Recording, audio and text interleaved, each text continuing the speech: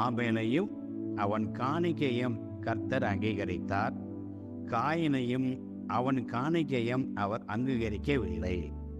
அவன் இந்த இடத்துல 2 பேருமே காணிக்கை கொடுத்துருக்குறாங்க.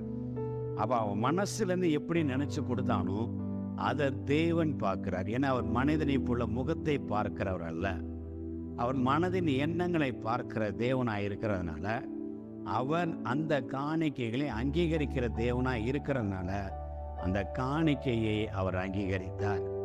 ஆபியருடைய மனதை பார்த்த தேவன் அவன் ஏதோ ஒரு உப்புக்கு சப்பா கொடுத்ததுனால அந்த காணிக்கையை அவர் விரும்பவில்லை. அப்போ காணிக்கை கொடுக்கும் பொழுது முழு மனதோடு, விசனப்படாமல், வருத்தப்படாமல், சம்பந்தத்தோடு, சமாதானத்தோடு தேவனுக்கு கொடுக்கிறோம் அப்படிங்கிற எண்ணத்தோடு நாம் கொடுக்க வேண்டும் என்று தேவன் விரும்புகிறார். இதை கேட்டுக்கொண்டிருக்கிற அருமையான சகோதரனே, சகோதரி,